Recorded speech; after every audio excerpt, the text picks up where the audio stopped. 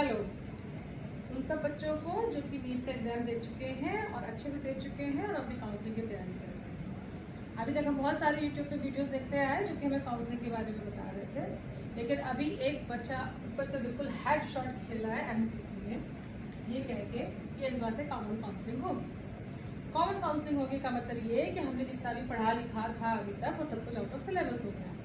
क्या होगी ये किसी को नहीं पता। और प्रॉब्लम ये होती है एजेंसीज की, एजेंसीज अपने हिसाब से बहुत अच्छा काम कर रहे होते हैं। उनका काम होता है कि सबसे ज़्यादा ग्लिच फ्री रहे चीज़ें, किसी को नुकसान ना हो, बच्चों के फायदे के लिए सारी चीज़ें बनाते हैं। तो काउंसलिंग में प्रॉब्लम होती थी, लेकिन रिसीविंग एंड पे हमेशा बच्चे ही रहते हैं, क्योंकि आप एक नई काउंसलिंग डाल देते हैं जबकि हमें पता है कि नीट की काउंसलिंग तो नीट देने से ज़्यादा डिफिकल्ट है। और हमने किसी तरीके से सीख पढ़ के किया था, क्योंकि हर आदमी जो है काउंसलर तो हायर कर नहीं सकता। तो अभी तक हमने जितने प्रोसेस सीखे वो सारे के सारे ऑल इन वन टाइप के हो गए। अब हम बिल्कुल बैक टू स्क्वायर वन हो गए, हमें कुछ नहीं पता। अब बच्चे सफर क्यों करें? काउंसलिंग अगर लेट हो जाएगी सारे चक्कर में तो फिर सेशन लेट क्यों हो? ऑलरेडी कोविड की वजह से इतना ज़्यादा लेट हो चुका था, रेगुलेट होने की नौबत आई थी तो फिर ये सारी चीज़ें आ गई। एंड सेकेंडली हम फिर से नई नई चीज़ें सीखें, हमें कोई मिसगाइड करे, कुछ करे, हमें कितनी प्रॉब्लम होगी। और रिसीविंग एंड पे हमेशा बच्चे ही होते हैं अर्लियर साइड। तो ये वीडियो मैं सिर्फ इसलिए बना रही हूँ कि मेरी ये बात किसी तरीके से उस एजेंसी तक पहुँच जाए या उन लोगों तक पहुँच जाए जो एजेंसी तक मेरी बात पहुँचा सकें कि इन्हें क्या करना चाहिए कि इस बार की जो काउंसलिंग है वो बच्चों के लिए भी आराम हो और जो प्रॉब्लम एमसीसी की थी उनकी वो प्रॉब्लम भी सॉल्व हो जाए। ये नई जो कॉमन काउंसलिंग आ रही है, ये क्यों आ रही है? इसकी जरूरत क्या थी? इसकी जरूरत ये थी कि आप सबको पता ही हो गया होगा अब तक पढ़ के कि 2 राउंड्स होते हैं। राउंड 1 पहले आता है AIQ का यानी ऑल इंडिया कोटा से, दूसरा आता है स्टेट का राउंड 1। फिर ऐसे जिगजैग चलता है, पहले ये आएगा फिर ये आएगा फिर इसका राउंड 2 आएगा फिर इसका राउंड 2 आएगा। तो प्रॉब्लम राउंड 1 में नहीं थी क्योंकि राउंड 1 से कोई प्रॉब्लम नहीं थी, प्रॉब्लम थी सारी की सारी की स्टेट से।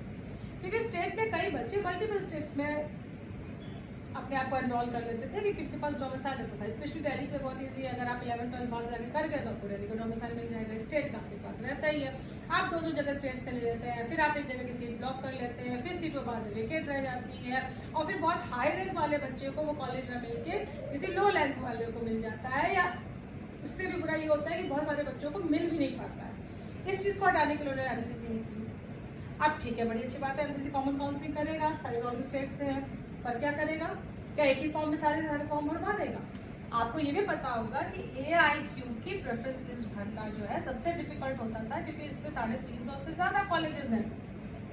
स्टेट की लिस्ट भरना बहुत आसान है क्योंकि हमें पता रहता था कि हमारे पास ये कॉलेज है, इनकी ये प्रेफरेंस लिस्ट है। अपने स्टेट के बारे में लोग जानते भी रहते हैं और ये भी उन लोग को पता होता है कि हमें क्या मैटर ज़्यादा करता है, घर से डिस्टेंस या कॉलेज या कैंपस या क्या क्या, हम उस हिसाब से अपने आप को करते हैं या हम मेरिट पे कहाँ आते हैं। स्टेट की लिस्ट भरना आसान था, AIQ की डिफिकल्ट था। अब इसी AIQ में आप स्टेट को भी मर्ज कर देंगे तो आप सोचिए कि ये कितना डिफिकल्ट हो जाएगा हमारे लिए और कितने सारे ब्रिजेस आ सकते हैं एमसीसी के लिए।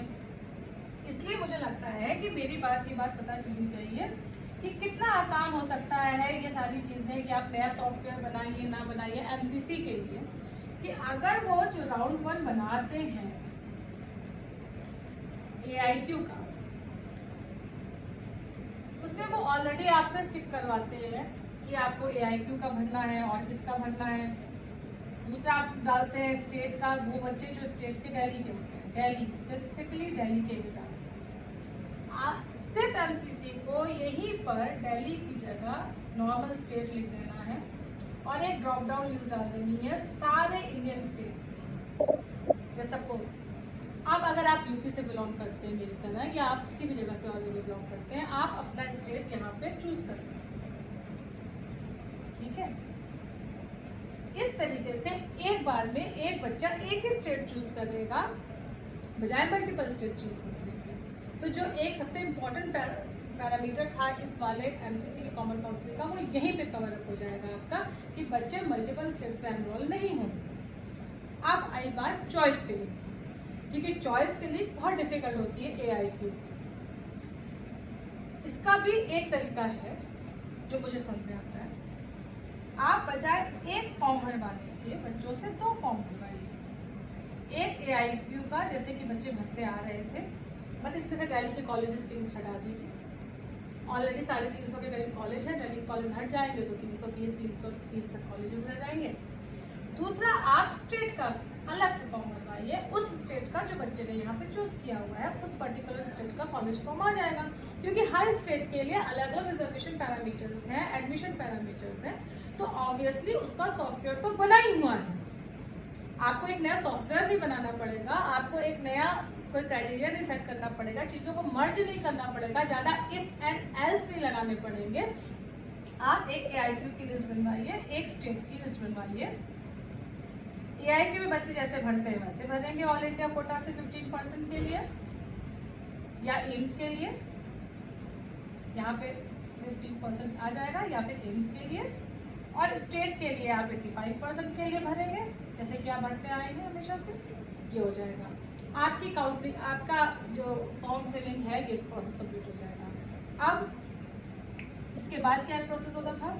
इसके बाद प्रोसेस ये होता था कि राउंड 1 के बाद आपको एक कॉलेज अलॉट होता था आपकी मेरिट के हिसाब से और चॉइसेस के हिसाब से। अभी भी राउंड 1 के बाद यही होगा, बट इंस्टेड ऑफ दैट आपको 2 कॉलेजेस की चॉइस दी जाएगी। एक ऑल इंडिया कोटा से जो आपको मिल रहा है उस फॉर्म से, दूसरा जो आपको स्टेट से मिल रहा है उस फॉर्म से। लेकिन यहाँ पे बीच में लगेगा और, मीन्स यू आर गेटिंग, जैसे suppose for example AIIMS Bathinda,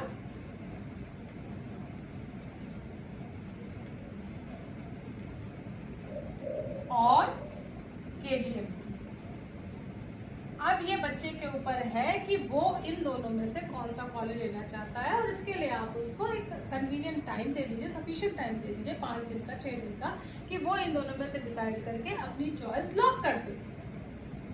कितना आराम है इसमें। ये आपको एक तो बार बार जाना नहीं पड़ेगा कि इस स्टेट पे जाओ, उस स्टेट पे जाओ, या राउंड 1 में आपने AIQ से एडमिशन ले लिया है तो अब आपको स्टेट से चाहिए तो आप वहाँ जाकर पेपर्स कलेक्ट कीजिए। टाइम सेविंग बहुत है, और पेरेंट्स के लिए और स्टूडेंट्स के लिए ट्रैवलिंग वगैरह बहुत कन्वीनियंट हो जाएगी। अब आप आराम से उस 5 दिन में, या जितने भी दिन आपको लगे सही होते होंगे, उतने दिन में आप डिसाइड कर लीजिए कि आपको इन दोनों में से कौन सा कॉलेज लेना है। वो कॉलेज आप डिसाइड कर लीजिए, और उसके बाद जो है आराम से उस कॉलेज को जाके एडमिशन ले लीजिए। ये एक ऐसा तरीका है जिससे आपकी सबसे ज्यादा टाइम आपका बचेगा। दूसरी बात है कि आपका सबसे ज्यादा फुल प्रूफ तरीका यही है, और सबसे ज्यादा नॉन टेक्निकल तरीका यही है, क्योंकि हमें ये तरीके आते हैं। अगर हम इसमें से कोई भी और तरीका अपनाते हैं तो मुझे लगता है कि टेक्निकल ग्लिचेस कम होने की बजाय ज्यादा हो जाएंगे। इसीलिए मैंने ये वीडियो बनाया है। मैं कोई प्रोफेशनल नहीं हूँ, मेरा शायद पहला वीडियो भी है यूट्यूब पे, पर मुझे ऐसा लगता है इतने दिन की काउंसलिंग वीडियोस देखने के बाद कि ये बनाना ज़रूरी था। और शायद अगर आप लाइक शेयर सब्सक्राइब करेंगे या कमेंट्स करेंगे तो मेरी बात उस एजेंसी तक पहुँच जाएगी जो कि MCC कर रही है। क्यों अननेसेसरी हम डिले करवाएं यार, ऑलरेडी हम इतना लेट हुए हैं। हम अपना कॉलेज चूज करें, हम जाएँ, अगले साल से सेशन ठीक हो। अनलेस आपको लगता है कि हाँ ये सबसे अच्छा तरीका है तो आप जरूर कीजिएगा, क्योंकि अगर ये जाएगा तभी बात ज़्यादा होगी। क्योंकि मैं तो बहुत डरी हुई कि पता नहीं कौन कौन से नए नए रूल्स एंड रेगुलेशंस आ जाएं, हम सफ़र करें, हम एक और काउंसलर फॉलो करें, या काउंसलिंग में गलती हो जाए तो कुछ और हो जाए। So this is all from my side. अगर आपको ठीक लगता है तो करिए। Happy counselling and may you get your desired medical college.